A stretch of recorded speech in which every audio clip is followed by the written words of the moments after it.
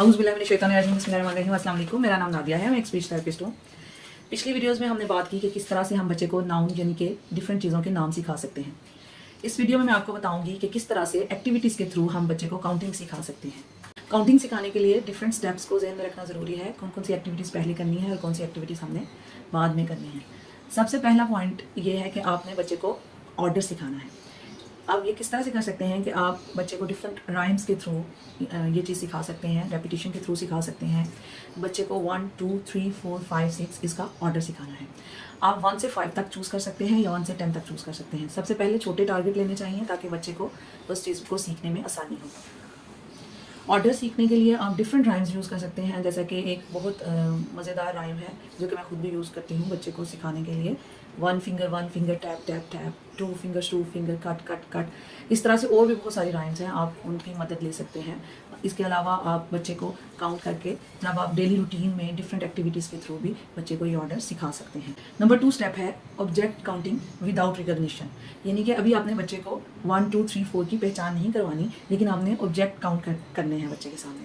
जैसा कि आप डिफरेंट बॉल्स ले सकते हैं, डिफरेंट टॉयज़ ले सकते हैं, आप उनकी काउंटिंग कर सकते हैं। बच्चे के सामने एक बास्केट में डलवा के वो करवा सकते हैं। जैसा कि कोई भी डिब्बा लेकर या कोई बास्केट लेकर आप बच्चे को उसमें बॉल्स डलवाएं, 1 2 3। इसी तरह बच्चे के डिफरेंट खिलौने आप काउंट करवाएं। इसी तरह से आप डिफरेंट चीज़ों को काउंट करवा सकते हैं। फर्स्ट टारगेट जो मैंने लिया है वो 1 2 3 है, क्योंकि जितना छोटा टारगेट होगा बच्चा उतनी जल्दी रिस्पॉन्स करना स्टार्ट करेगा। आप डिफरेंट एक्टिविटीज़ के थ्रू ये स्टेप बच्चे को करवा सकते हैं।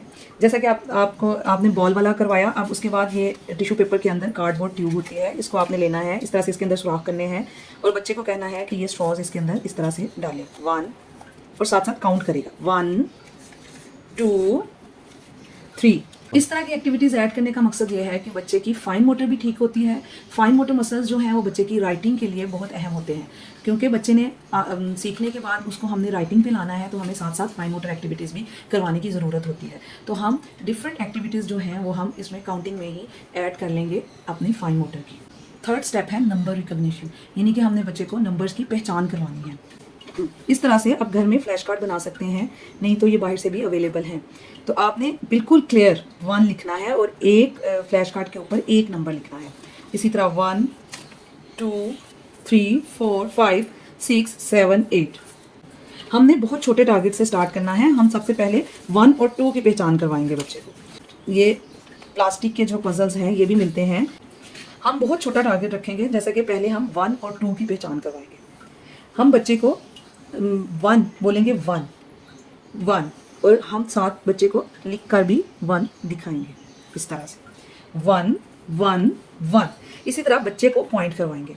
अभी तक बच्चा पॉइंट करना सीख चुका होगा। अगर बच्चे को नहीं भी आता तो बच्चे का हाथ पकड़कर पॉइंट करवाएंगे 1 1 1। बच्चे को पॉइंट करवाना है। इसी तरह 2 2 2। नेक्स्ट स्टेप हम क्या करेंगे, हम बच्चे से कहेंगे मैचिंग करवाएंगे। बच्चे से कहेंगे 1 को 1 पर रखो, 2 को 2 के ऊपर रखो। जब बच्चा मैचिंग करने लगे तो आपने 3 डेज 4 डेज तक जब भी बच्चा मैचिंग करने लगे तो आपने क्या करना है, आपने नेक्स्ट स्टेप की तरफ जाना है। आपने बच्चे को कहना है 1 दे दो, इसी तरह 2 दे दो। आपने ये बच्चे को दिखाना है 1 1 दे दो, ये मैचिंग हो गई। इसी तरह 2 2 दे दो, 2। इस तरह से आपने बच्चे को नंबर्स रिकग्निशन करवानी है। इसी तरह आपने जब 1 और 2 की पहचान हो जाए बच्चे को, फिर आपने 3 ऐड करना है, 3 4 जो भी आपने टारगेट रखा हुआ है आपने वहां तक बच्चे को लेकर जाना है। उसके बाद हम नेक्स्ट स्टेप की तरफ चलें। नेक्स्ट स्टेप है मैचिंग नंबर्स विद ऑब्जेक्ट। इसमें आपने क्या करना है कि आपने जो नंबर्स की पहचान करवाई है बच्चों को, उतनी ही चीज़ें बच्चे को रखनी है, यानी कि बच्चे को क्वांटिटी का कॉन्सेप्ट देना है। ये आप किस तरह से कर सकते हैं, ये मैचिंग आप इस तरह से करवा सकते हैं कि आप कोई से भी बीड्स लेकर, जैसा कि आपने कलर ग्रीन लिया 1 है, रेड कलर के 2 के नीचे 2 रखे। इसी तरह डिफरेंट कलर ले लेंगे, ऑरेंज में 3 रखे। अब बच्चे से बोलेंगे कि वो 1 के ऊपर 1 रखे, 1। अब 2 के ऊपर 2 बीड्स रखे, क्योंकि हम बीड्स का नाम बच्चे को पहले से सिखा चुके होंगे, बच्चा इसको अंडरस्टैंड करेगा। 3 बीड्स को 3 नंबर के ऊपर 3 बीड्स रखे, फर्स्ट स्टेप आपने इस तरह से बताना है बच्चे को काउंट करके 1 1 2 2 1 2 3 3।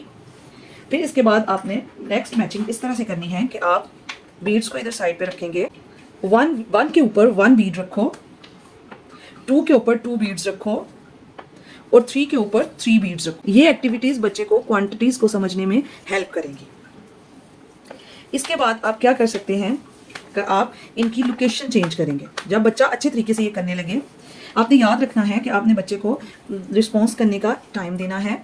अगर बच्चा रिस्पॉन्स नहीं करता तो आपने उसको फिजिकल प्रॉम्प्ट देना है। इसके बाद जब बच्चे को अच्छे तरीके से इसकी पहचान हो जाए तो अब आपने इनकी जगह को चेंज करना है। अब बच्चे को कहना है कि 1 के ऊपर 1 रखो, 2 के ऊपर 2 बीड्स का रखो और 3 के ऊपर 3 बीड्स का रखो। अब आप क्या कर सकते हैं कि अब बच्चे को आप कह सकते हैं कि मुझे 3 बीड्स दे दो, मुझे 2 बीड्स दे दो। इसके बाद आप कोई सा भी नंबर रख के, सिर्फ एक नंबर रख के आप बच्चे को कह सकते हैं कि मुझे इतने बीड्स चाहिए। आप इन नंबर्स को भी इनको भी आपस में मिक्स कर लेंगे। फिर आप एक जैसी चीज़ें भी, एक जैसे कलर को भी रख सकते हैं ताकि बच्चे को मज़ीद आसानी हो समझने में। इसी तरह ये सामने बीड्स रखे और बच्चे को कहा कि मुझे इतने बीड्स चाहिए, मुझे 3 बीड्स चाहिए, तो बच्चा आपको फिर उतने निकाल कर देगा। नेक्स्ट स्टेप है एक्शन काउंटिंग। आपने बच्चे को एक्शन काउंटिंग सिखानी है, जैसा कि क्लैप करके 1 1 2 1 2 3। इसी तरह से आप डिफरेंट बॉडी की मूवमेंट के थ्रू बच्चे को काउंटिंग सिखा सकते हैं। जैसा कि अगर आप सीढ़ियों पर चढ़ रहे हैं तो 1 step, 2 steps, 3 steps, 4 steps, 1 jump, 2 jumps, 3 jumps. इसी तरह फिंगर्स के थ्रू आप फिर बच्चे को फिंगर्स की काउंटिंग सिखाएंगे। 1 finger, 2 fingers, 3 fingers, 4 fingers and 5 fingers. ये पोइम बच्चे को बहुत अच्छी तरीके से एक्शन काउंटिंग की तरफ लेके आ सकती है। जैसे कि 1 finger tap tap tap, 2 fingers cut cut cut, 3 fingers bend bend bend, 4 fingers cross cross cross, 5 fingers clap clap clap. Next step है कि आपने अपनी डेली रूटीन में काउंटिंग को लेकर आना है। जैसा कि ग्लास काउंट करवाएं, स्पून्स काउंट करवाएं, इसी तरह के आपके फैमिली मेम्बर्स को काउंट करवाएं, ताकि बच्चे को काउंटिंग का जो कॉन्सेप्ट है वो बहुत अच्छे तरीके से आए। मेरी वीडियोस बनाने का मकसद ये हरगिज़ नहीं है कि आपने अपने बच्चे को स्पीच थेरेपी के लिए नहीं लेकर जाना। मेरी वीडियोस बनाने का मकसद ये है कि वो लोग जो किसी वजह से स्पीच थेरेपी को अफोर्ड नहीं कर पा रहे या उनको अवेलेबिलिटी नहीं है तो वो फ़ायदा उठा सकें। क्योंकि हमारे पास ऐसे बच्चे आते हैं जो कि 5-5, 6-6, 7-7 साल के हो गए होते हैं और उनके पास 1 वर्ड स्पीच भी नहीं होती और उनके साथ काम करना भी बहुत मुश्किल होता है और माँ बाप भी बहुत ज़्यादा परेशान होते हैं। मेरा मकसद ये है कि अगर कोई ऐसे माँ बाप देख रहे हैं जिनके पास स्पीच थेरेपी की अवेलेबिलिटी नहीं है तो किस तरह से अपने बच्चे की हालत को इम्प्रूव कर सकते हैं और किस तरह से अपने बच्चे को एक नॉर्मल लाइफ की तरफ आहिस्ता आहिस्ता लेकर आ सकते हैं। ये बात आपने हमेशा याद रखनी है कि आपने मेहनत करनी है और अल्लाह ताला से दुआ करनी है, क्योंकि अल्लाह ताला मेहनत का फल ज़रूर देता है और अल्लाह ताला दुआएं भी सुनता है। आपने मुझे अपनी दुआ में याद रखना है। फिर इंशाल्लाह डिफरेंट एक्टिविटीज़ लेकर हाजिर होंगी। मुझे अपनी दुआ में याद रखिएगा। अल्लाह हाफिज़।